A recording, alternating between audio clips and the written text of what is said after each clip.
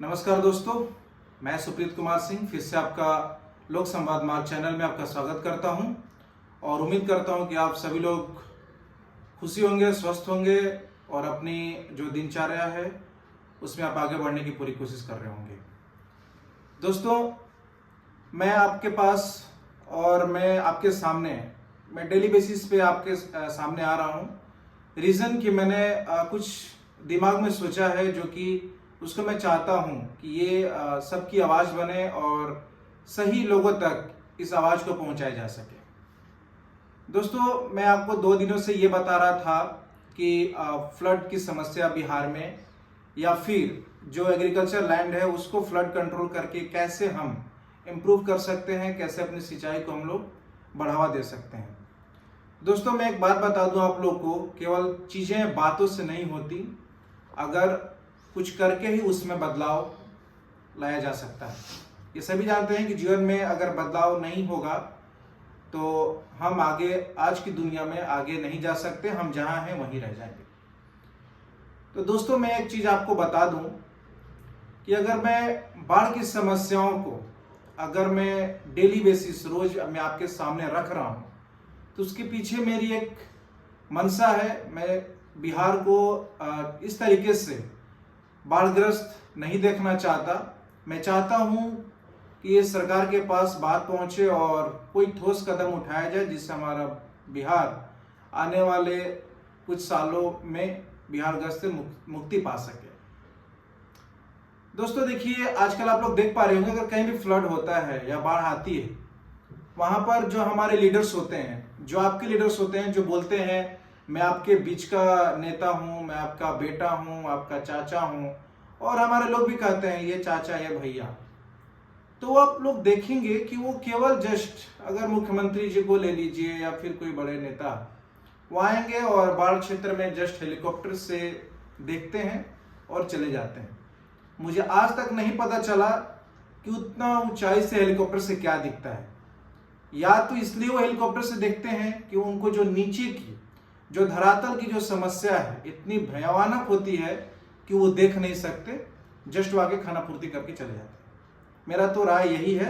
अगर इसमें अगर कुछ मेरी गलत राय है तो आप लोग मुझे करेक्ट कर सकते हैं और मेरे कमेंट बॉक्स में आप डाल सकते हैं कि ये चीज़ें गलत हैं, ये चीज़ें सही हैं। लेकिन मेरे हिसाब से दोस्तों यही है कि आजकल जो नेता लोग हैं वो जस्ट हेलीकॉप्टर से इसलिए दौरा करते हैं कि स्थिति नीचे की बहुत ही भयानक होती है और उसको वो देख नहीं सकते, इसीलिए वो हेलीकॉप्टर से आते हैं और हेलीकॉप्टर से चले जाते हैं। हमारी जो जनता है, जो हमारे लोग हैं, वही दर्द वही झेलते रहते हैं और बस 2-3 महीने में बाढ़ खत्म हो जाती है और फिर से हम जय नीतीश कुमार और जय जय करने लगते हैं। दोस्तों, मैं आपको एक जो लेटेस्ट अपडेट मैं आपको बताऊं, जैसे कि कल आपने देखा होगा कि विधानसभा के सामने प्रशांत किशोर जी के कार्यकर्ताओं पर कैसे लाठीचार्ज हुई। मैं राजनीति में मैं नहीं जाना चाहता, लेकिन जस्ट मैं एक आपको बता दूं कि वो एक जन समस्या को ही उठाने के लिए गए थे। जैसे कि नीतीश कुमार की सरकार ने जो वादे किए थे कि जो भूमिहीन लोग हैं, जिनके पास अपनी भूमि नहीं है, कुछ हेक्टेयर उनको भूमि देने की बात, या फिर तमाम जो सुविधाएं उन्होंने बोली और जो उन्होंने नहीं किया, उसके लिए ही प्रशांत किशोर अपने कार्यकर्ताओं के साथ विधानसभा का दौरा किया था। लेकिन आपने देखा होगा किस तरीके से पुलिस ने वहां पे लाठीचार्ज किया और प्रशांत किशोर जी अड़े रहे। दोस्तों, अगर आपको 2005 का वो दौर याद होगा, अगर जो 2005 या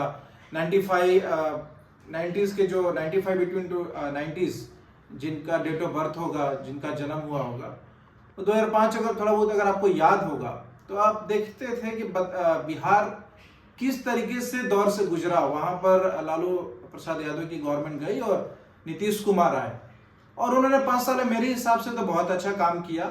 लेकिन उसके बाद आप लोग देख रहे थे कि कभी इधर कभी उधर, लेकिन बिहार राज्य का जो डेवलपमेंट होना चाहिए था वो नहीं हुआ। दोस्तों, अगर आपको बता दूं कि बिहार गवर्नमेंट के पास फंड मेरे हिसाब से, जो मेरी एनालिसिस बोलती है, वो इतनी भी कहीं से भी नहीं। आप देखेंगे इंडस्ट्रीज नहीं है, आप एग्रीकल्चर को इम्प्रूव नहीं कर रहे हैं, आप जो लिक्विड है उसको ही बैन करके रखा हुआ है, जो सैंड है, जो बालू है, अनेक लोगों के पास जो बड़े लोग माफिया लोग हैं, आप उनको आपने देकर रखा है। तो मेरे हिसाब से रेवेन्यू जनरेशन बिहार में अप टू द मार्क नहीं है।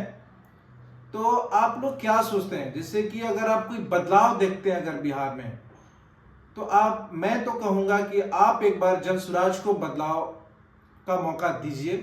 क्योंकि देखिए आपके घर में भी पहले अगर कोई दादाजी मालिक होंगे तो फिर कोई पिताजी, या जनरेशन वाइज जनरेशन चेंज आता है। और ये पारिवारिक में भी होता है, आप इंडस्ट्रीज में भी होता है, आप कहीं पे भी देख लीजिए, जनरेशनल चेंज जरूरी है।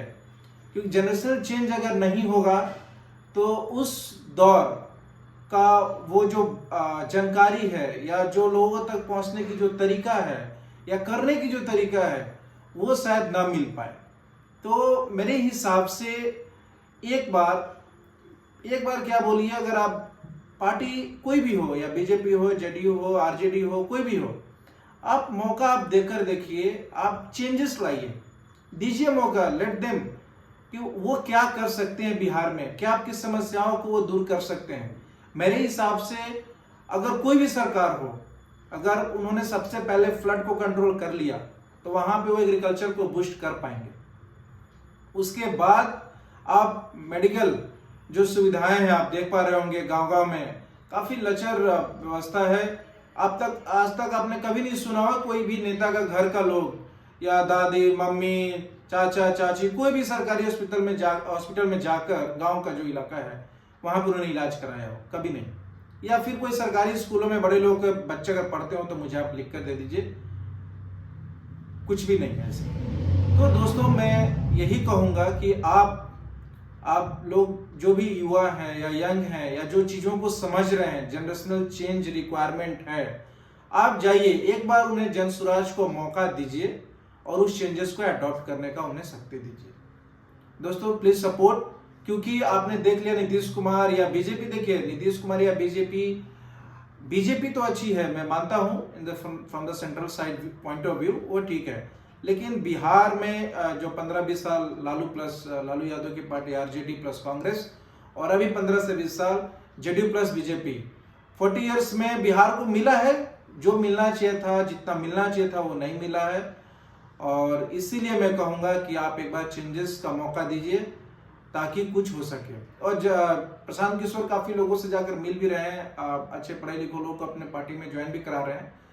तो आप लोग ये मत समझिए कि मैं किसी जनसुराज के लिए मैं कुछ एडवर्टाइज कर रहा हूं या नहीं, जस्ट मेरी एक थिंकिंग थी जो कि मैंने आपको सामने रखा कि जनरेशनल चेंज जरूरी है और वो होना चाहिए, चाहे वो फैमिली में हो, चाहे वो कंट्री लेवल पे हो या फिर आपको स्टेट लेवल पे, वो होना चाहिए। अगर आपको कुछ चेंजेस देखना है, रोड, सड़कें, ये तो हर एक गवर्नमेंट आएगी दोस्तों और बनाएगी बाय डिफॉल्ट, इसके लिए आप बिल्कुल ये मत सोचिए कि वही एक बड़ा डेवलपमेंट है, लेकिन बेसिक जो बुनियादी स्ट्रक्चर हैं जो उसको मजबूत करने के लिए आपके लोग के बीच के नेता लोग बोलेंगे, बस वो चुनाव तक, अभी आएंगे बर्थडे पार्टी शादियों में आएंगे, चाचा भतीजा बोलेंगे, चले जाएंगे, लेकिन मेक श्योर कि वो क्या ही करेंगे दोस्तों। आप एक इंडिविजुअल आपका घर नहीं बना सकते हैं, वो आपको एक 10-20 लाख रुपए देकर आपको आगे नहीं बढ़ा सकते, और वो कोई भी नहीं करेगा, वो आप ही को करना है, लेकिन उसके लिए संसाधन की जरूरत है। आप कहां पर जाकर करोगे और कैसे आप आगे बढ़ोगे, ये आपको जानकारी चाहिए, या वो करना है तो आपको करना होगा। दोस्तों बहुत ही मैं आपको बात बताना चाहूंगा, चिराग पासवान, देखिए वो हमेशा कहते हैं ना, इसी लिंक में ये बातें मैं कह रहा हूं कि बिहार फर्स्ट, बिहारी फर्स्ट, चुनाव आ गया है, वो ये बात बोलेंगे, हर एक जगह पे जाके बोलेंगे। लेकिन अगर आप बिहार लोकसभा चुनाव का अगर आप देखेंगे उनके पार्टी की तरफ से, तो कंप्लीट घर वालों को इन्होंने सीट देकर रखा हुआ, और ये बात उनको कभी नहीं आती जब बिहार दौरे पर आएंगे या जनसभाओं में जाएंगे, बिहार फर्स्ट, बिहारी फर्स्ट। आज तक कभी उन्होंने कुछ ऐसा नहीं किया है जिससे वो पता चल सके कि वो बिहार फर्स्ट और बिहारी फर्स्ट के बारे में सोचते हैं। दोस्तों मैं एक लास्ट आपका बस मैं 1 मिनट समय लूंगा, और मैं बस यही बोलना चाहूंगा, जो लोग कोट्स लगाते हैं या जो नेता लोग या लीडर्स जो भी कोट्स लिखते हैं, तो कोट्स के रिगार्डिंग में एक यही मैं बताना चाहूंगा आपको कि कोट्स कहने से केवल इमेज बनती है। कोट्स जो लोग बोलते हैं या लिखते हैं उससे केवल इमेज बनती है, जो करते हैं वो इतिहास रचते हैं। तो इसीलिए कोट्स या मुंह से बोले हुए आवाजों पर ना जाए, अगर वो कुछ करके दिखाते हैं या कुछ करते हैं उस पर आप बिलीव करिए और उनको आप बिहार के लिए चुनिए। मैं यही बोलूँगा। और जो सिर्फ कहते हैं वो भाषणों में खो जाते हैं, जैसा कि चिराग पासवान।